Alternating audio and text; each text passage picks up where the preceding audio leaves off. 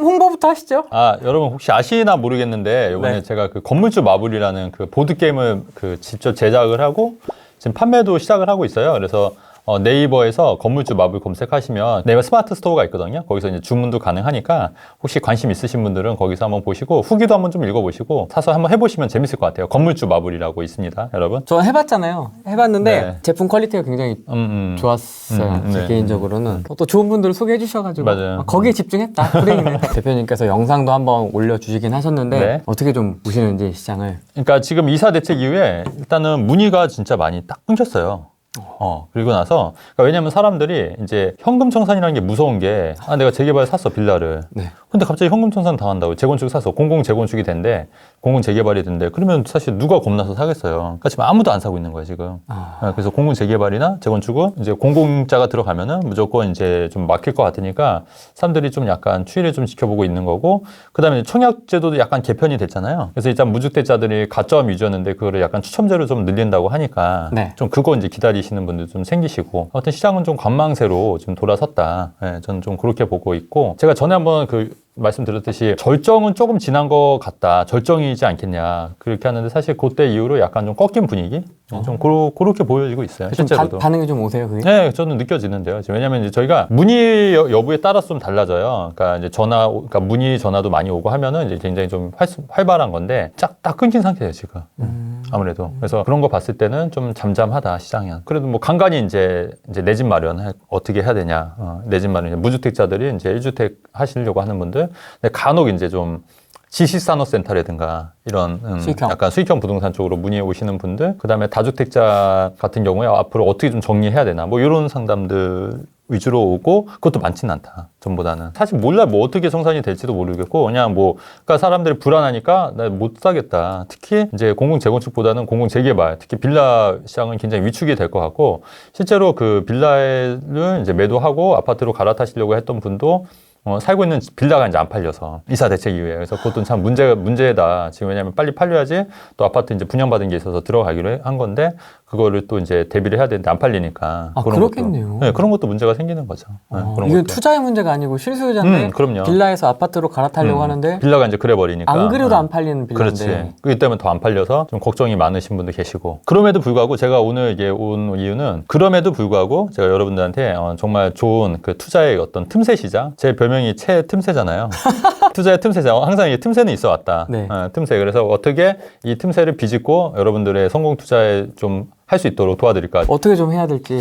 그쵸. 틈새라는 게 뭔지. 네, 그거 이제 바로 이제 좀 빨리 이제 결론부터 말씀드리는 걸 좋아하니까 말씀 좀 드릴게요. 우선은 지금 뭐 다 아시는 분들이 좀 계실 수 있는데, 집값은 계속 오를 거예요. 네, 오를 거예요. 네, 근데 오를 거긴 한데 돈이 많이 풀리잖아요. 지금도 3차 지원금 4차 지원금 얘기 나오고 있고, 그래서 지금 심지어는 그냥 세금 안 내시는 누구죠? 그냥 노점상 같은 경우에도 다 준다 이런 얘기도 많이 있는데, 이건 이제 좀 이따 좀 말씀드리긴 할 건데. 네. 어쨌든 그랬을 때 집값은 계속 오르는데, 문제가 뭐냐면 이제 6월 1일 이후에는 세금이 무려 20% 30% 올라가니까 최고 세율이 물론 10억 이상이긴 하지만 75%가 되는 거예요, 양도세가. 멋있다. 그럼 만약에 내가 10억을 벌면 7억 5천을 그러니까 물론 이제 누진 공제 혜택 빼지만 그냥 빼고 그냥 7억 5천을 세금 낸다고 해서, 그럼 누가 투자하냐고요? 투자하시겠어요? 하는 것까지 괜찮은데 팔지는 못하는. 그렇죠. 그럼 못 파는 거죠. 안 파는 거죠. 안 파는 거예요. 거기다가 이제 취득세가 지금 2주택은 8%, 3주택은 12%니까 그것도 또 만만치는 않고, 물론 이제 조정적이 있고 비조정적 한 채는 더 살 수 있지만 그거 외에는 다 지금 수도권도 다 조정적으로 묶였잖아요. 집값은 계속 오를 거예요. 오를 거로 예측이 됐는데, 문제는 이 세금이 어마어마하다는 거죠, 양도세 때문에. 그러면 이 세금을 어떻게 피해갈 거냐, 여기에 대한 해답을 제가 좀 드리려고 해요. 우선은 지방에 있는 비조정 지역 같은 경우에는 양도세 일반 세율이에요. 그래서 그런 비조정 지역을 노리는 거고, 그 다음에 또 하나는 뭐냐면, 조정 지역이라 할지라도 공시지가 3억 이하의 아파트 주택은 양도세 중과가 배제가 돼요. 다만 이제 그 광역시랑 수도권을 제외한, 그러면 광역시랑 수도권을 제외한 그런 공시지가 3억 이하의 아파트가 있는데 어디냐면, 대표적인 게 어딜까요? 대표적인 데가. 공시지가 3억이 하면 시세로는 어느 정도? 시세는 한 2, 3억, 그렇죠. 시세는 한 5억까지도 가능한 5억? 거죠. 4억, 5억? 그렇죠. 5억까지, 5, 6억까지도 가능한 거죠. 지역마다 다르긴 하니까. 자, 그랬을 때 그런 지역들이 대표적인 게 이제 청주도 조정지역이잖아요. 조정지역인데 공시지가 3억 이하면은 이게 양도세 중과 해당이 안 되는 거예요. 그러면 일반 세율이면 그래도 팔만해요. 왜냐면 일반 세율은 6에서 42%지 않습니까? 네. 그러니까 한 1억 정도 남으면 한 1,500 정도 세금을 내는 거기 때문에, 그 정도는 낼 수 있다. 3억 정도 벌면 뭐 한 1억 정도 낼 수 있다. 이거는 뭐 절반이 아니니까 그렇게 되는 건데, 그렇게 되면은 그런 데는 이제 공시지가 3억 이하의 주택을 이제 전략적으로 노리면 되는 거죠. 세테크네 어떻게 보면. 그렇죠. 세테크 겸 앞으로 그런 쪽으로 많이 사람들이 파고들 거란 얘기예요. 왜냐면 양도세가 너무 세. 그러니까 다주택자들은 그런 양도세가 너무 세기 때문에 앞으로 이런 그런 지방 시장은 미리 좀, 지금도 지방 요새 핫하잖아요. 근데 더 핫해진다. 그런 이유 때문에 더 요즘 핫해지고 있다. 저는 개인적으로 그렇게 보고 있는 거죠. 그러니까 일종의 틈새 시장인 거죠. 일종의. 근데 그 틈새 막으면 어떡해요? 그러니까 그것도 이제 주의할 점이 뭐냐면, 네. 이게 우리 양도세가 그 일반 세율이 되는 기준이 2년이에요. 2년이기 때문에 일단은 사시고 보유하는데 2년은 무조건 보유를 해야 된다. 근데 그 안에 이게 만약에 또 그게 없어진다. 그 제도가 갑자기, 그럼 망한다. 망해. 그러니까 조심해야 돼요. 조심해야 돼요. 그러니까 이거를, 그러니까 2년 이후에 그거에 대비해서 망한다 하더라도 내가 좀 버틸 재간이 있다. 버틸 생각이 있다. 그렇다고 하면은 모르겠는데, 내가 이거 좀 만약에 그럴 수도 있는 가능성도 있으니까. 그러니까 그런 거는 좀 리스크 관리 좀 해야 될 것 같아요. 그러면 이런 지역이 또 수도권에 없냐? 수도권에도 있어요. 이 그 법규에 보면은 수도권에 그 조정 지역을 하더라도 지역이 읍면이에요. 읍면. 있죠. 읍면인 지역은 공시지가 3억 이하면 양도세 중과가 배제가 돼요. 수도권의 조정 지역임에도 불구하고 무슨 면, 무슨 리 이런 동네들 있잖아요. 거기에 있는 아파트, 거기에 공시지가 3억 미만이다? 그러면 양도세 중과가 배제가 된다. 그런 거 있거든요. 네. 동과 같이 생활권을 공유하면서 네. 행정구역상으로는 읍면인 데가 그런 데 있어요. 있습니다. 있어요. 알잖아요. 있어요. 그런 데가 그 틈새 시장으로 각광을 받을 여지가 충분하다. 이거 되게 핵심적인 내용이에요, 여러분. 그래서 그런 데를 잘 찾아서 공시지가 3억 미만이면 양도세 중과, 아까 얘기했듯이 양도세 70% 내느냐 아니면 일반세율로 내느냐에 따라서 엄청난 차이가 나는 거거든요. 그렇기 때문에 그런 거를 그 양도세가 사실 그 부동산 투자의 핵심이에요. 왜냐면 아무리 벌어도 양도세 내가 70% 내면 사실 뭐 남아요. 그거보다는 어찌됐건 양도세를 안 내는 전략으로 가셔야 되는 게 맞는데, 아까 말씀드렸듯이 일단은 비조정 지역에 있는 아파트 혹은 조정 지역이 내라 하더라도 공시지가 3억 미만의 아파트, 수도권이라 하더라도 행정구역이 읍면으로 끝나는 그런 아파트, 이런 거는 반드시 틈새 시장이 될 수가 있다. 그 읍면 그것도 사실 바꿀 수도 있겠네요. 그렇죠. 그러니까 근데 이거는 지금 말씀드린 거는 지금 현재 그렇고 또 언제 어떻게 또 막힐지 몰라요. 막힐지 모르고, 그래서 그런 거는 좀 이제 마지막에 남은 막차니까 좀 준비하셔야 되는데, 양도세는 이게 딱 시행되고 나서는 바로 그게 막히기 때문에 언제까지 뭐 기한을 두고 이런 게 없어요. 그렇기 때문에 그거는 좀 주의하셔야 된다. 그런 질문이 있네요. 버틸 수 있다는 전제라면 네네. 공격적 포지션을 취하는 게 자산 증식의 기회일까요? 맞아요. 아니 맞아 맞는데 어떻게 공격적으로 하냐는 게 관건인 거죠. 항상 공격적으로 해야 돼요. 그러니까 돈이 없으면 없을수록 어떻게 해야 된다? 공격적으로 해야 돼요. 돈이 없는데 내가 수비적으로 한다고 해서는 사실 수비가 아니죠. 돈이 없으면 없을수록 공격적으로. 저도 그랬거든요. 돈이 없으니까 처음에 하지 말라는 빌라 투자, 그건 2004년도 얘기예요. 빌라 투자부터 시작. 왜냐면 돈이 없으니까 공격적으로 투자해서 돈을, 자산을 불려서 지금 이 위치까지 온 거잖아요. 저도. 그러니까 돈이 없을수록 공격적으로 해야 되는데, 대신에 공격적인 것과 리스크가 크다는 거는 또 항상 정비하진 않아요. 그러니까 공격적이면서도 리스크를 줄일 수 있는 방법을 찾아야 된다는 얘기예요. 빌라 경매로 하신 거세요? 아니요, 빌라도 그냥 일반으로. 그러니까 2004년도니까 그게 가능해요. 왜냐면 그때는 뉴타운 이제 재개발이 한창일 때였으니까. 그러니까 사면 돈이 되는 그런 시기였고, 그럴 때는 빌라 투자 괜찮았는데 또 지금은 또 아니라고 제가 누차 말씀을 드리는 거예요. 일반 빌라가 아니고 그냥 재개발 물건이네요. 근데 이제 재개발도 이제 예정이 곧 지구 지정이 될 지역들. 지정 전. 그러니까 완전히 리스크가 있었던 거죠. 엄청나게 빡세게. 근데 그때는 분위기가 되게 좋고 그 감이 좀 있어서 제가 이제 했던 데가 다 지정이 이제 되면서 좋았었죠.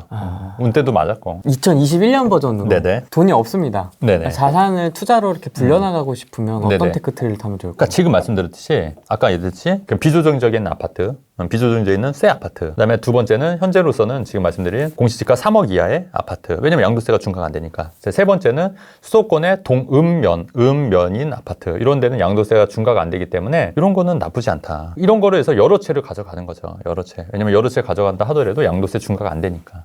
근데 여러 채 가져가면 문제가 뭐냐면 취득세가 8% 12%예요. 요거는 뭐 얄짤없어요. 그죠? 그러니까 요거는 이제 감안하셔야 돼요. 그러니까 취득세는 내가 2주택, 3주택일 때는 8% 12% 낸다. 요거는 이제 감안하셔야 된다. 그렇게 되는 거죠. 자, 그다음에 또 하나 뭐냐면 만약에 그 무주택인데 청약 가점이 좀 있으신 분들 계실 거예요. 그죠? 네. 그분들은 이제 좀 기다렸다가 청약을 노리시는 것도 나쁘진 않아요. 청약을. 근데 그게 이제 그것만 노린다고 해서 무조건 된다는 건 아니니까 본인이 판단을 해야 돼요. 내가 청약으로 아예 무주택을 해서 갈 건지 아니면 그냥 다주택 전략으로, 아까 제가 말씀 틈새 있었지 않습니까? 이런 틈새를 노려서 그 자산을 불려나갈지 이거는 본인들이 판단하셔야 돼요. 공격적으로 하다가 묶였어요. 네네. 그러면 그냥 갖고 가야 되겠네요. 버텨야죠, 그냥. 그냥 버텨야죠. 홀드. 홀드하면 버텨야 돼요. 왜냐하면 이게 그 예전에 그 노무현 정부 때도 그렇고 정책이 양도세 중과가 그때는 50%, 60%였거든요.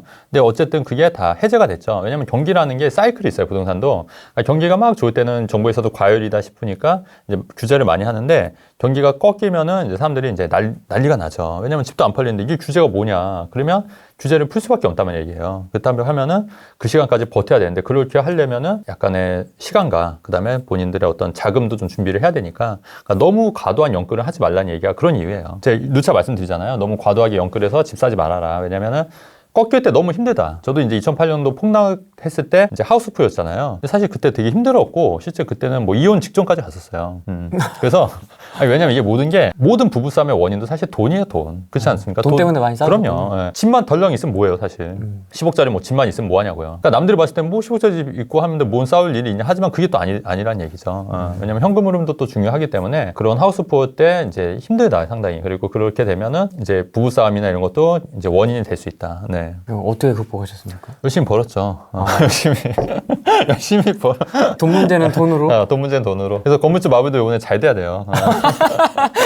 이것도 좀 연관이 얘기가 있어서. 좀 있었습니까?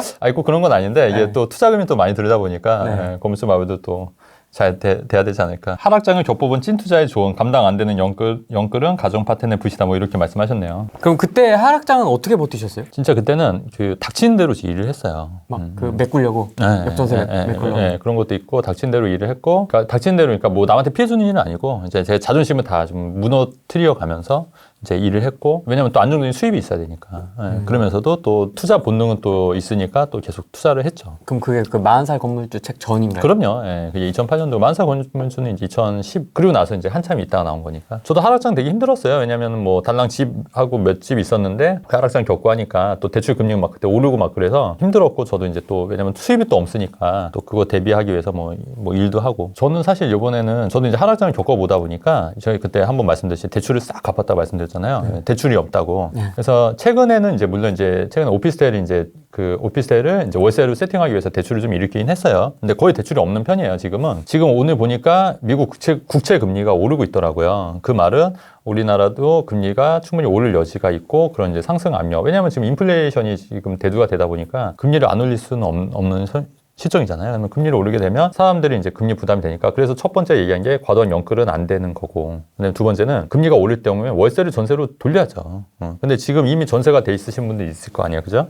전세로. 근데 그런 분들은 이제 전세금이 올라가는 걸로 이제 대출을 갚아야 되는데 지금 그것도 여의치 않은 게 5%밖에 못 올리잖아요. 5%. 그것도 4년까지 했기 때문에 그런 거 대비해서 뭐 마이너스 통장이라든가 아니면은 현금을 좀 준비할 수 있는 거를 미리미리 좀 준비하시는 게 필요할 것 같아요. 그러니까 신용대출도 미리 좀 받아놓고, 왜냐면 마이너스 대출은 받아놓고 내가 이자를 안 내면 내가 안 쓰면 이자는 안 나가거든요. 그러니까 그런 식으로 대출 좀 약간 유동성 확보를 해놔라. 일단 제가 볼 때는 안 하는 것보다는 투자는 하는 게 맞더라. 특히 부동산 투자는. 저도 최근에 이제 그 대출이 없다 보니까 현금 갖고 있는 걸로 주식 투자 좀 했거든요. 근데 그때 말씀을 하셨던 거 저한테 그거 많이 올랐더라고요, 진짜. 그래서 샀다가 재미 좀 많이 받겠는데요. 네, 그럼요. 역시. 제가 종목까지 얘기할 정도면.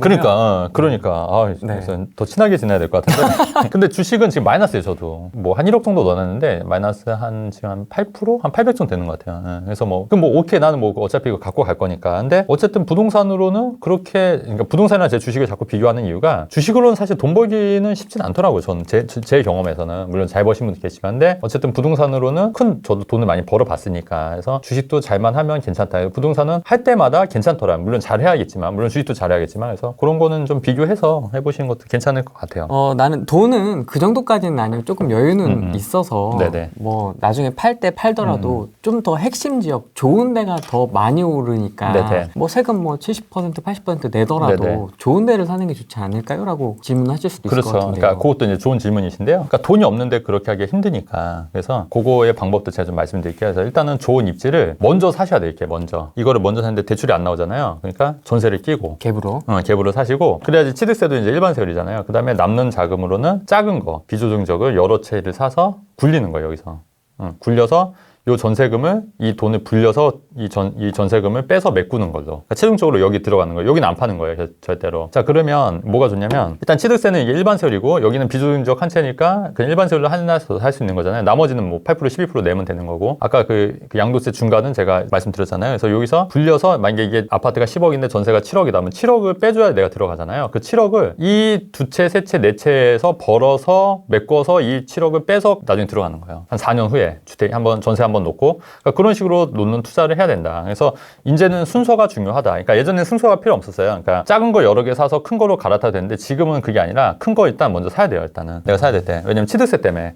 그래야지 취득세가 제일 적게 나오고 나머지를 불려서 해서 요거에 들어간다. 전세 빼주고 이런 전략으로 가야 된다. 그렇게 하는 전략도 굉장히 중요합니다. 그럼 얘가 좀 새 거여야 되겠네요. 그렇죠. 신축이면 더 좋죠. 내가 들어가야 할 걸 생각한다면. 그렇죠. 그리고 전세가 요새 많이 올라가니까 요 돈이 많이 생각보다 이렇게 많이 안 드는 경우도 있어요. 그리고 또 어떤 경우가 있냐면 최근에 저희 회원분 중에 한 분도 강남 아파트를 이런 식으로 샀는데 강남 아파트가 이렇게 생각보다 전세가 올라가니까 생각보다 돈이 많이 안 들어가고 또 부족한 돈은 대출이 안 나오지만 이 집주인, 매도인이 자기가 이제 근저당을 설정해 준 거예요. 이 집주인한테 돈을 빌려서 매달 이 사람한테 돈을 갚는 구조로 대출이 안 나오니까 그렇게 해서 아주 적은 돈으로도 아주 적은 돈은 아니고 그래도 뭐 한 5, 6억 정도는 들어간 것 같아요. 6억으로 강남 아파트를 샀다. 미리. 이런 전략도 필요하다. 오피스텔은요, 세금을 어떻게 보시면 되냐면 오늘 제가 다 풀고 갈게요. 오피스텔은 그 되게 신기한 게 뭐냐면 건축법상 이건 업무용 오피스텔이에요. 그죠? 그래서 청약일 때는 오피스텔은 주택으로 안 쳐요. 근데 청약 때는 오피스텔은 주택 안 쳐요. 오피스텔 100채가 있어도 무주택인 거예요. 청약일 때는. 근데 이게 어떤 경우냐면 오피스텔을 팔 때는 주거로 쓰면 이걸 주택으로 해서 양도세 중과가 되는 거예요. 그러면 파는 시점에 이거를 업무용으로 전환을 하면 되는 거예요. 그 말은 뭐냐면 업무용으로 전환한다면 뭐냐면 파는 시점에 주거로 썼다 하더라도 파는 시점에 이거를 사무실로 임대를 놓고 전신을 빼는 거예요. 그리고 팔면 양도세 중과가 안 맞는 거예요. 애당초 그냥 오피스텔을 업무용으로 임대 놓는 거예요. 저도 이번에 동탄에 있는 오피스텔을 그런 식으로 놨거든요. 앞으로 저는 오피스텔을 그런 식으로 임대를 할 거예요. 그러니까 업무용으로 저도 오피스텔 여러 채가 있는데 업무용으로 하는데 들어와요. 왜냐면 왜 들어오냐면 기숙사로 쓰는, 그러니까 법인이 계약을 하고 기숙사로 쓰는 경우도 있고요. 그 다음에 전입신고가 안 하고 그냥 사무용실로 쓰는, 물론 이제 수요는 주거로 쓰는 것보다는 많지는 않지만 그래도 사무실로 쓰는 수요가 있다. 임대를 사무실 용도로 임대를 해서 그거를 업무용으로 팔면 양도세 중과가 안 되기 때문에 요거는 굉장히 핵심이다. 핵심 구조다. 그 다음에 또 주택임대사업자를 최근에 법이 바뀌어서 주택임대사업자가 4년짜리 8년짜리 오피스텔 있었잖아요. 그거를 절반만 채워도 일반 세율 해주기로 내려왔어요. 그래서 지금 4년짜리 만약에 이분이 몇 년짜리 했는지 모르겠지만 4년짜리였으면 2년만 채우고 그냥 주택임대사업자 그거를 자진 말소하고 팔면 일반 세율로 팔 수 있다는 얘기예요. 상속받은 오피스텔도 마찬가지로 그런 식으로 업무용으로 전환하시거나 상속받은 주택은 또 이렇게 예외 조항이 또 있을 거예요. 그래서 그런 예외 조항을 참고하셔서 양도세를 절감하시는 게 좋겠다. 세무사 같지만 저는 여러분 세무사가 아닙니다. 예, 세무사가 아니고 이제 투자를 여러 번 많이 하다 보고 상담하다 보니까 세무 쪽도 이제 아는 거죠. 무주택 싱글 남자 30대입니다. 네. 거주 지역은 부산이고요. 네. 분양만 바라보다가 아직 주택 매수를 못했습니다. 앞으로 매수를 언제 해야 될지 고민입니다. 그러니까 아까도 말씀드렸듯이 이분이 뭐 결혼 안 있고 싱글이고 가점이 낮아서 또 청약 할 얘기가 있는 게 뭐냐면 얼마 전에 실제 있었던 일인데 충북 혁신도시에 진천? 그럴 거야 아마. 동일 하이비 파크테라스라는 아파트가 분양을 했었어요. 근데 거기에 1순위가 다 그 84로 하다 보니까 63이 미달이 난 거예요. 1순위에서. 거긴 84를 좋아하네. 네, 다 지방이니까. 그래서 저도 거기를 2순위로 지원해서 둘 다 넣었어요. 와이프랑 저랑. 해서 둘 다 됐어요. 그러니까 63으로. 그러니까 처음에 저도 된 거예요. 그러니까 이 자랑이 아니라, 그러니까 그리고 저희 회원들도 많이 되셨거든요. 그러니까 이게 전략이에요. 그러니까 사실은 충북 혁신도시 하면은 뭐 다들 뭐 그냥 관심 없을 지역이라고 생각하는데, 근데 어쨌든 그런데도 분양가가 2억대밖에 안 하니까 굉장히 싼 거잖아요. 근데 그런 거를 이제 또 비조정 지역이니까 거기는 이제 양도세도 중과가 해당이 안 되는 거니까, 물론 이제 등기 전에 전매도 가능하지만, 그래서 그렇게 해서 하는 건데, 근데 사람들의 청약은 눈높이가 너무 높다는 거지. 항상 이 소크라테스가 한 얘기가 있잖아요. 너 자신을 알라고. 가점도 안 높은데 청약을 막 이렇게 높은 거 하면 이게 되겠어요, 안 되겠어요? 안 되지. 그러니까 내가 청약이 낮으면은 그냥 내 눈높이에 맞춰서 하시면 된다니까. 그러면 그것도 어렵지 않아요. 의외로 어렵지 않아요. 얼마 전에 제가 당첨됐던 데가 어디냐면 또 의정부 롯데캐슬 골드포레 같은 경우는 저도 거기도 또 당첨되잖아요. 근데 그게 왜 가능하냐면 여러분, 그런 적은 1년만 지나면 또 당첨이 될 수 있는 거예요. 그러니까 청약 투기과열지구 같은 경우 5년간 재당첨이 안 되잖아요. 근데 그 외 지역들은 1년마다 재당첨이 상관없는 지역들이 있어요. 그런 데를 전략적으로 노려서 계속 넣는 거죠. 그러니까 그런 식으로. 그리고 또 제 방송 보시고 예전에 그 방송 보시고 옥정이 미분양 하셨던 분들 아마 계실 거예요. 그죠? 옥점 요새 엄청 올랐죠. 그때 사실 힌트 좀 옛날 얘기지만 네. 김포도 힌트를 좀 주셨었고. 아니 많이 드렸어요 저는. 그 알아서 이제 센스 있게 좀 캐치하신 그렇죠, 분들은 가서 하셨고 좀 그런 게 좀 있죠. 근데 옥점 같은 경우에도 사실 미분양 꽤 있었는데 그럼 지금 싹 없어지고 거기도 한 2억 정도는 제가 오른 걸로 알고 있어요. 1억 5천에서 2억 정도는. 그러니까 이게 사실은 이 말 한마디가 아무것도 아닌 것 같지만 이게 내공이 엄청 쌓여 있고 정말 돈 되는 정보를 제가 지금 여기 후레인 TV 776명한테 얘기를 하고 있다는 거예요. 집값 전망 한번 얘기해 주시겠어요? 이제 걱정하시는 분들이 많으실 네네. 것 같아요. 네네. 많이 올라왔기 때문에 전국을 네네. 좀 어떻게 될까요? 그러니까 지금 집값이 제가 계속 말씀드렸듯이 저는 이제 항상 얘기하는 게 집값이 오른다기보다는 돈 가치가 하락한다. 돈 가치가 하락하는 요지는 너무 많죠. 지금 뭐 3기 신도시 관련된 토지 보상도 있고요. 그다음에 지금 이렇게 현금 복지 포퓰리즘으로 돈 뿌리고 있지 않습니까? 또 3차 재난지원금 뭐 얘기 나오고 있잖아요. 4차인가요? 4차 재난지원금 하면서 일부 노점사분들한테도 세금 안 내시는 노점사분들한테도 주겠다. 뭐 이런 것도 있고 지금 뭐 다양하게 지금 돈을 여기저기서 뿌려대고 하고 있으니까 이게 돈 가치 얼마 전에 와이프가 깜짝 놀라더라고요. 이게 양파값이 너무 많이 올랐다고. 양파값, 야채값이 오르나 봐요. 전 잘 모르겠는데 그만큼 돈 가치가 많이 떨어지고 있으면 그런 게 실물 가치, 자산 가치는 오를 수밖에 없는 거예요. 근데 사실은 돈 가치가 떨어질 여지가 더 크다고 보냐, 없다고 보냐 보면은 그러니까 금리 인상 외에는 돈 가치가 올라가는 게 없거든요. 사실 돈 가치가 계속 떨어지는 것밖에 없잖아요. 물론 이제 금리가 추후 올릴 여지도 있지만 금리 오르는 것보다 돈 가치가 떨어질 여지가 더 크다. 저는 그 말은 결국 자산 가치 상승은 계속 될 거다. 수도권 하락장도 경험해왔고 사실 돈 가치는 그때도 쭉 떨어져 왔지 않습니까? 인플레이션 이제 네네. 경제적인 요인 말고 디플레이션. 다른 요인에 의해서 이제 하락할 요인은 없을까 이제 그거에 대한 걱정인 거죠. 그렇죠. 그러니까 물론 이제 제가 근데 말씀드린 게 이게 사이클이 분명히 존재한다고 말씀드렸잖아요. 근데 그리고 제가 전에 방송했듯이 지금 부동산은 절정이다. 향후에 조금 조정이 있을 것 같다고 그때도 말씀드렸잖아요. 근데 이 조정이 실제로 지금 일어나는 거 뭐 이렇게 좀 지지부진한데 근데 여기서 이제 더 이렇게 갈 거냐, 더 이렇게 갈 거냐를 봤을 때 이거 뭐 정확하게 예측하기 힘들지만 제가 볼 때는 여기에 좀 대비를 좀 하면 된다는 얘기예요. 그러니까 무슨 말이냐면 이렇게 떨어지면은 내가 현금을 많이 보유하고 있으면 오히려 좋은 기회가 되는 거예요. 이렇게 오른다고 하면은 그래도 내가 뭔가를 좀 사놔야 되는 거잖아요. 그러니까 그거에 대비해서 내가 맞춰서 준비를 하면 되는데 저는 사실은 이게 좀 완만하게 좀 조정이 있다고 해도 완만하게 다시 이렇게 오르지 않을까. 그렇기 때문에 내가 사고 싶은 걸 지금 사라. 저는 이렇게 좀 말하고 싶어요. 지금 이 시점에서는 제가 지난번에 방송에서 말씀드렸듯이는 좀 이런 좀 절정이니까 조금 기다렸다 사라 이렇게 말씀드렸던 거 아마 기억하실 거예요. 근데 지금은 오히려 역발상으로 지금 좀 지지부진하니까 이럴 때 또 급매물이 나올 수 있으니까 내가 정말 실거주고 대출을 많이 안 받는다고 하면은 지금은 사도 괜찮지 않겠냐. 오히려 다만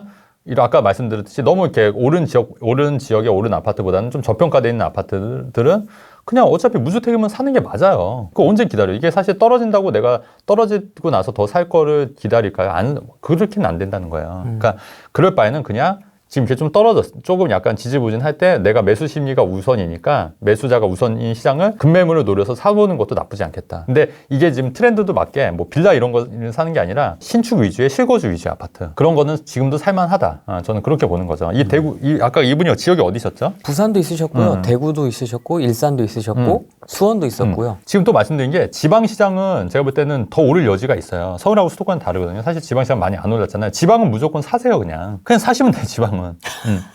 닥치고 살아. 그냥 사시면 돼. 지방은 그냥 새 아파트. 내가 실거주, 그러니까 대출 많이 안 이거면 그냥 사시면 맞다. 근데 이제 서울에 이제 너무 오른 지역이나 이런 데는 조금 이제 좀 타이밍 좀 재시기는 해야죠. 근데 이제 그게 아니라면 지방시장 같은 경우에 향후에 더 오를 여지가 있다. 제가 볼 때는 6월 1일 이후에는 매물이 안 나올 것 같아요. 그렇지 않습니까? 누가 70%, 80%, 70% 내면서 누가 팔겠어요? 매물 안 나와요. 그러니까 사실 그 전에 좀 주춤할 때 뭐 이렇게 매수하는 것, 실거주 위주라면 사보는 것도 좀 괜찮지 않겠나. 6월 1일 이후에는 또 한번 충분히 그러니까 급등장은 아니더라도 이제 다시 이제 매물이 없다 보니까 좀 오를 여지도 있다. 저는 개인적으로 그렇게 생각해요. 물론 이제 외부 충격이나 이런 게 없을 때 얘기입니다. 그다음에 제 전망이 반드시 맞는 건 아니니까 그렇게 보시면 되는데 사실 이게 예측보다 사실 대응이 중요한 거잖아요. 그러니까 뭐가 나오면 빨리빨리 대응하면 돼요. 일단은 이사 대책의 가장 핵심적인 거는 빌라는 사면 안 되는구나. 그게 이제 나온 거잖아요. 제가 누차 말씀드렸잖아요. 빌라는 좀 조심해야 된다고. 근데 실제로 이사 대책 이후에 빌라 시장이 좀 많이 얼어붙은 게 사실이잖아요. 그러니까 이렇게 대응을 하면 되는 거지. 너무 예측에 너무 또 해서 하는 것보다 또 이제 예측은 또 계속 변할 수 있는 거니까.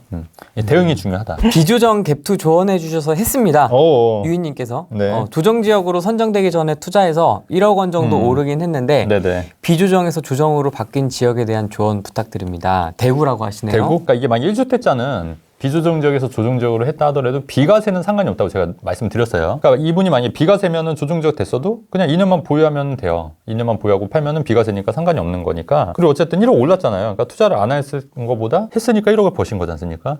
근데 만약에 이분이 다주택자다. 그러면 조정적으로 묶였으면 지금 팔면은 이제 양도세가 중과가 되는 거잖아요. 근데 여기 대구니까 여기는 광역시니까 3억 이하가 안 되는 거예요. 그러니까 3억 이하를 하더라도 무조건 양도세 중과가 되는 거예요. 이런 경우에는 최소 버티는 거죠. 홀딩. 홀딩. 풀릴 때까지.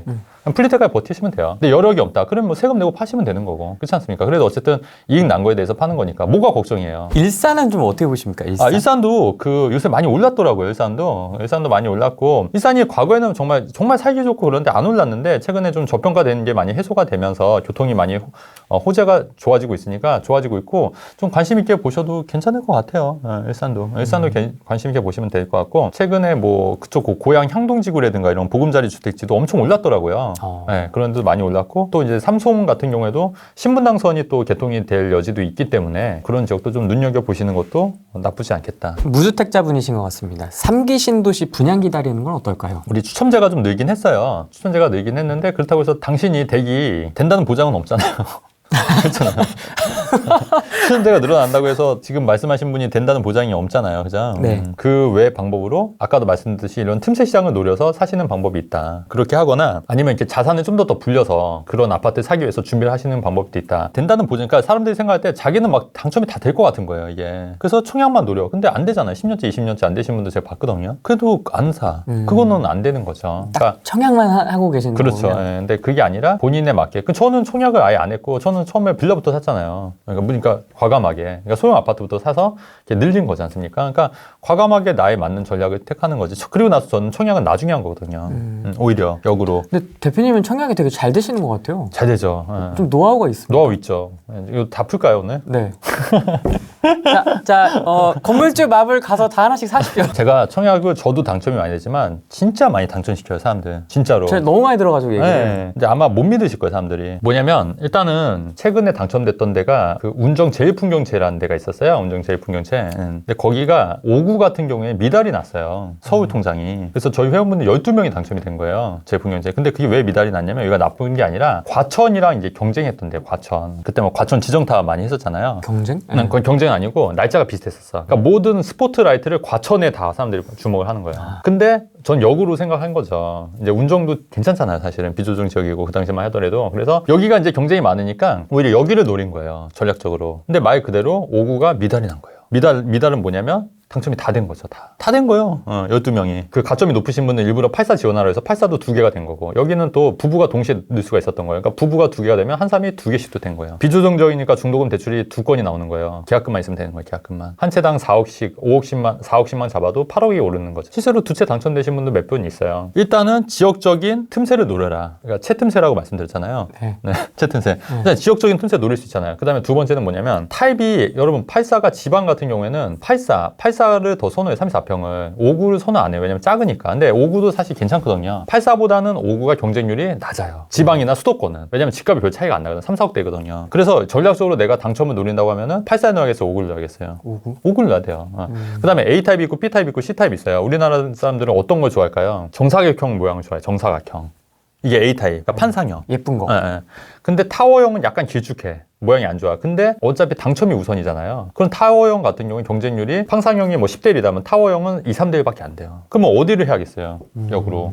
타워형을 해야 되는 거예요. 타워형은. 개수도 물론 봐야겠지만.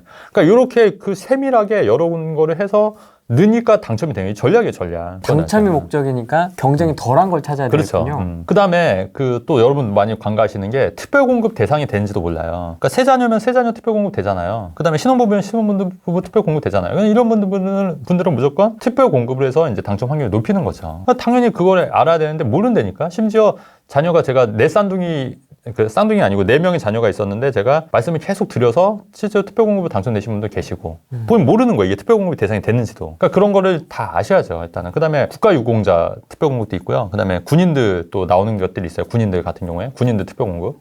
그런 거 또 다 되는 거고 또 여러 가지가 있으니까 그런 거를 내가 해당이 되는지 일단은 보셔야 돼요. 그래서 굉장히 많이 당첨이 돼요. 실제로. 그래서 2주택이 제일 많으시네요. 아, 우리 적폐 채널이니까. 네. 스마일님 계시고. 오, 너무 빨리 올라온다. 오. 장난 아니다. 5도 있습니다. 5. 와. 개인 1, 깽팔림. 깽팔림은 솔직히 이 주택수로 와. 하기에는 좀 애매하죠. 이미 뭐 완전 슈퍼 똘똘한 아, 애들이라서. 6도 있습니다. 6. 역시 적폐들. 이 적폐들 같으니라고.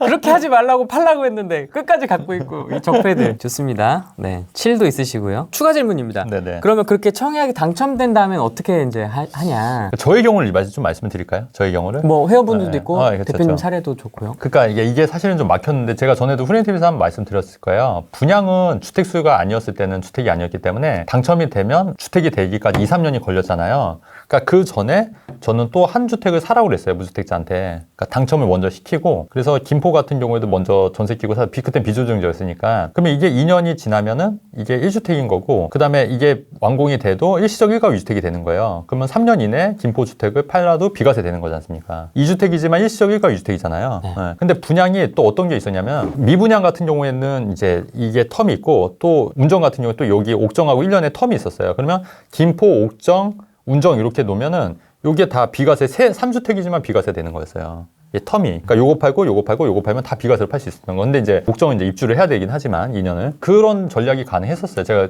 그 후네티브에서도 한번 말씀드렸고 제 채널에서도 얘기를 했었나 모르겠는데 아니면 저희 회원들한테 누차 말씀드렸는데 그러니까 어마어마하지 않습니까? 3주택인데 2주택이에요. 비과세로. 1주택. 예, 어마어마. 근데 이제 그게 안 돼요, 지금은. 왜냐면 분양권은 이제 주택수에 포함이 되기 때문에. 예, 그렇기 때문에 청약을 되고 예전에는 그게 가능했는데 지금은 안 되기 때문에 안 되는 걸 왜 알려주죠? 네?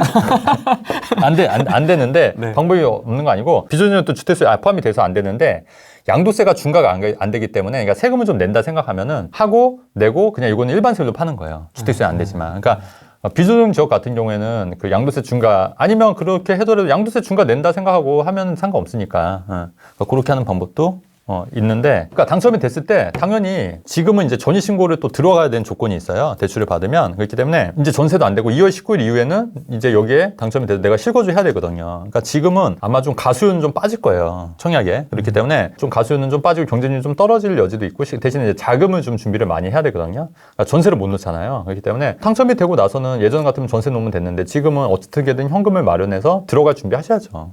지금은. 대표님의 그 네. 진천은 어떻게 되는 겁니까? 거기는 그 전이라 상관이 없던 거예요. 그러니까 그게 되게 중요한 거예요. 그러니까 거긴 전세 놓으면 돼요. 전세가 거의 아마 분양가 육박할 거예요. 그러니까 돈이 거의 안 들어갈 거예요. 그러니까 저희 회원분들도 거기 많이 되셨는데 그냥 돈 안 들이고 그냥 전세 놓으시면 돼요. 전월세 시장 안정시키는 주체들입니다. 적폐 아님. 그렇죠. 네, 뭐 저희끼리 하는 얘기입니다. 그럼요. 적폐란 예, 얘기는 예. 그냥 저희끼리 이제 통칭하는 거고요. 네. 그렇게 생각하면 사실 방송하면 안 되죠. 그렇죠. 네. 근데 이제 그렇게 생각 안 하니까. 아, 그리고 또 하나 제가 팁을 드릴게요. 뭐냐면 이제 이런 게 있어요. 뭐냐면 주택수를 좀 늘리고 싶다고 하시면 이제 완전 진짜 적폐 채널이긴 하다. 진짜 이거 방송 보면 엄청 싫어하시긴 하겠다. 이 방송 보고 진짜 네. 다른 사람들이 싫어할 수도 있는데 세대 분리해서 하면 돼요. 세대 분리. 그러니까 이제 자녀가 30대 넘어가거나 아니면 30대가 이하라도 일정한 소득 한 80만 정도밖에 안 될 거예요. 정기적으로 소득이 있으면. 80이요? 대략. 그럼 80만 원 정도만 되면은 세대 분리를 해서 자녀 명의로 주택을 사면은 세대 분리가 돼서 요거는 이제 취득세나 양도세는 또 별개니까 그렇게 가는 전략도 많이들 하세요. 그렇게 하신 분들 있습니다. 엄청 많아요. 주변에서. 네. 그러니까 그런 전략도 있고, 물론 이제 다만 또 차명으로 하신 분들 계신데 그건 좀 위험해요. 얼마 전에 그 대법원 판결 나왔죠. 차명으로 했는데 이 사람이 그걸 횡령을 했는데 그게 횡령죄가 아니다. 얼마 전에 그런 대법원 판결이 나왔거든요. 그러니까 무슨 말이냐면 내가 우리 후레인TV를 믿고 명의를 빌려주고 내가 했어요. 내가 돈을 주고 근데 후레인TV가 그걸 홀랑 팔아먹었어. 그래도 횡령죄가 아니라는 거예요 지금. 근데 어쨌든 그거는 부당이득 아닙니까? 그러니까 부당이득 예전엔 부당이득으로 했었는데 그게 아닌 걸로 대법원 최근에 판례가 나왔더라고요. 이게 대법원도 이제 정권에 따라 약간 좀 달라지더라고요.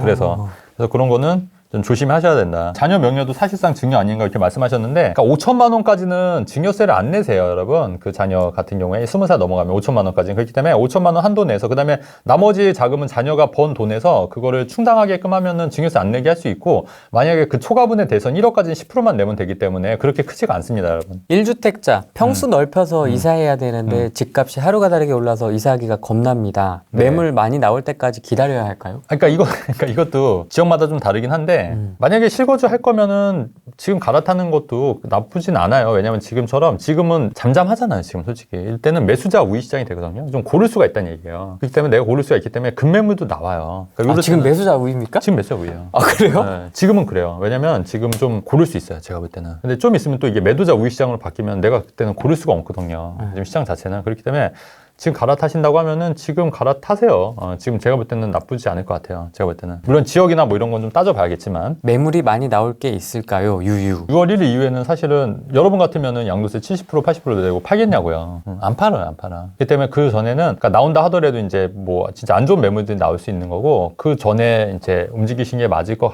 같고요. 3기 신도시 너무 기다린다고 해서 그 한 3, 4년을 그냥 또 묵히는 건 또 아닌 것 같아요. 빨리 뭔가 뭐 액션을 취할 거면은 좀 빨리 움직이시는 것도 괜찮은데 지금 너무 기다렸다 하는 것보다는 이제 여력 되시면 지금 사는 것도 맞지 않겠냐. 저는 계속 그 말씀을 드리는 거예요. 그러니까 제 얘기를 좀 할게요.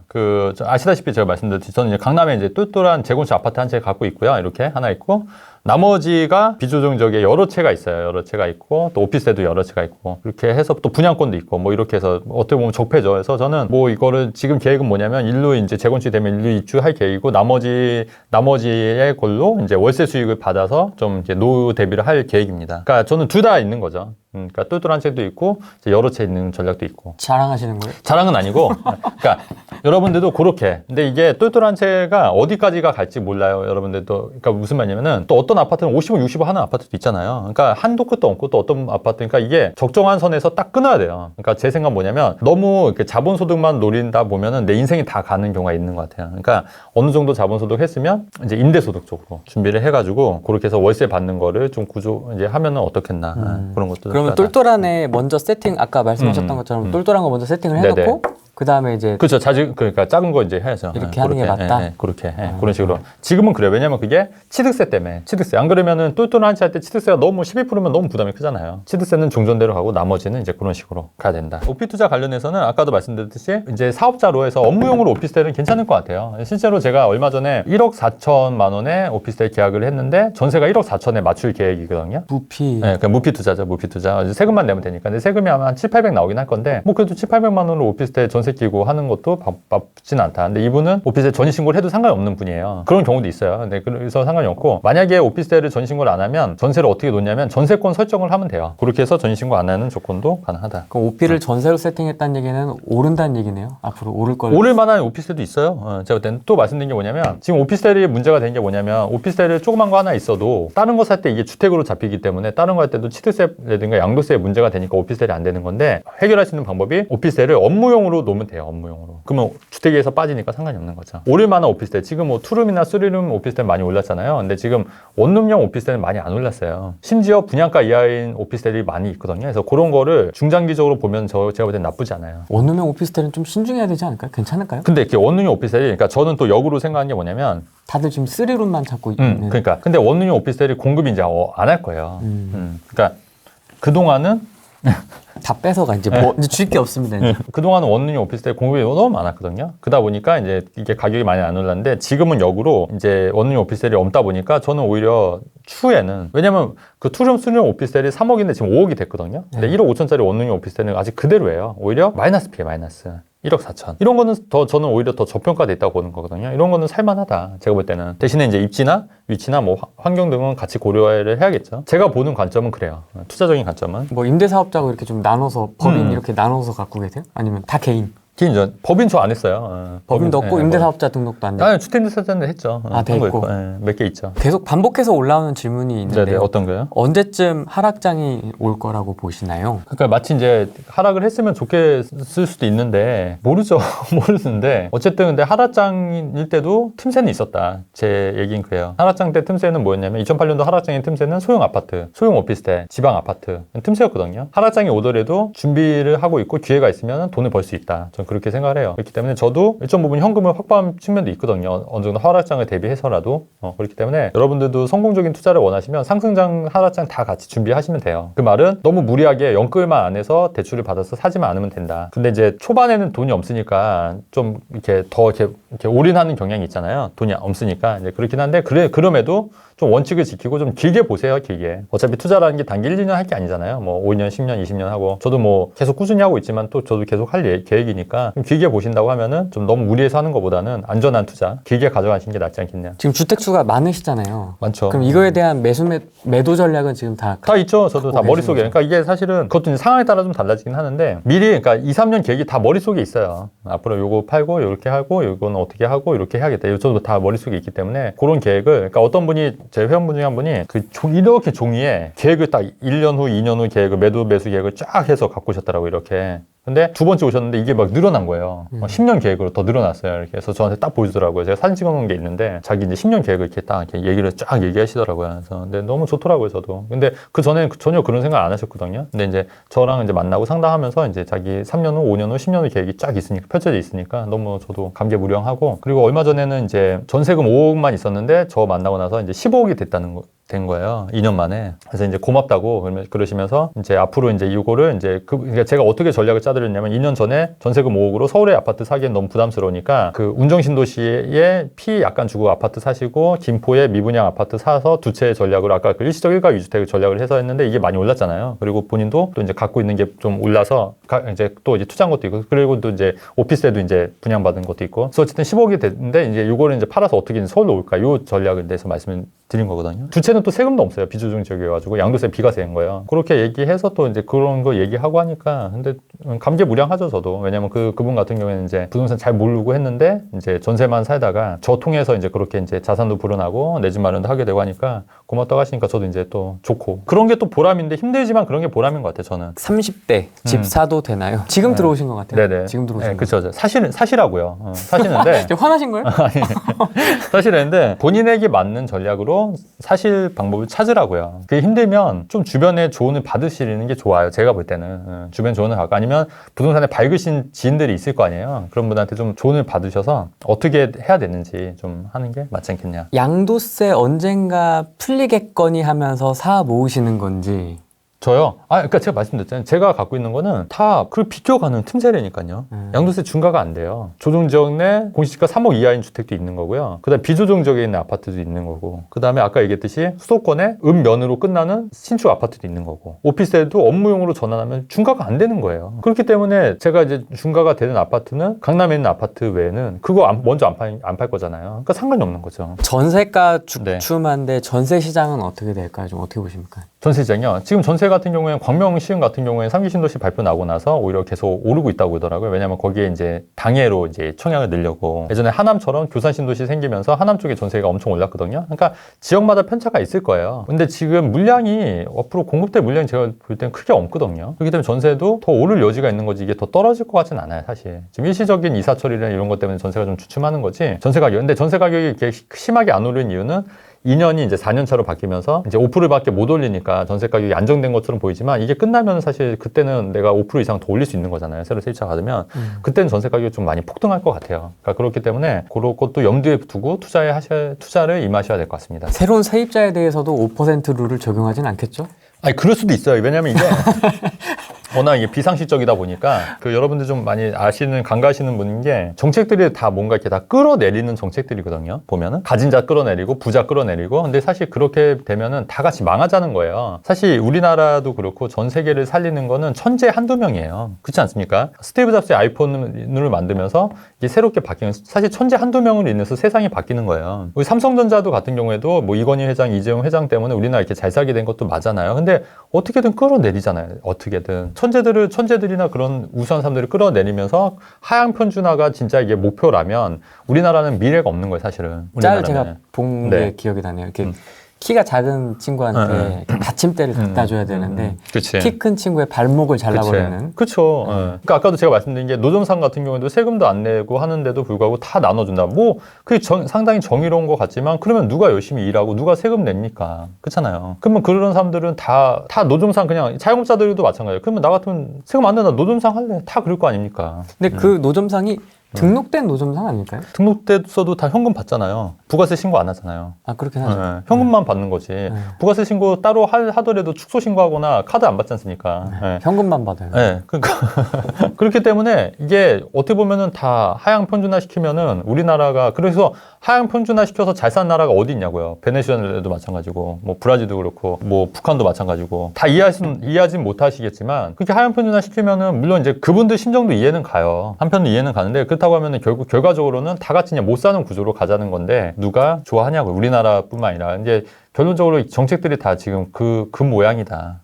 그렇기 때문에 굉장히 안 좋다. 안 좋다. 그리고 이제 그게 부동산 정책으로 인해서 오히려 하향 편준화 시키는 정책들, 초양극화 시키는 정책들로 인해서 오히려 그게 부작용이다. 제가 누차 말씀드리는 건데 그게 다 현실화되고 있다는 얘기예요. 네, 어쨌든 그런 상황입니다, 지금. 네. 무섭습니다. 네네. 천재들을 키워줘야 돼요. 지금 자율형 사립고 같은 경우도 제가 좀 말 좀 더 할게요. 자율형 사립고 같은 경우에도 왜 폐지합니까? 그러면서 지 자식들은 다 자율형 사립고 보낸 거 아니죠? 네. 그런 사람들을 천재들을 더 키워서 우리나라를 세계 최강 최고로 만들어야지 다 못하게 끄집어내면은 그게 뭐 하는 보냐고요. 근데 모든 게 다 지금 그런 정책들이에요, 사실. 저 그 며칠 전에 그 기사 본 적이 어떤 있습니다. 거요? 기본주택.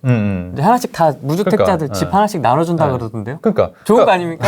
그러니까 그거에 막 좋다고 박수 치시는 분들은 정말 재정상이 아닌 거예요, 재정상이. 그렇게 무주택 다 해서 보면은 누가 열심히 일하고 누가 돈 벌려고 하려고 할 거고 그게 북한식 주택 주는 거랑 똑같은 거잖아요, 배급제. 그러면 사람들이 창의성이나 이런 게 없이 그냥 수동적으로 살게 되는 거예요, 다. 근데 사실은 그런 사회에서 누가 워렌 버핏이나 뭐 빌 게이츠라든가, 그죠? 스티븐 잡스 같은 사람이 나오겠냐고요. 제가 건물주를 만들겠냐고요. 갑자기?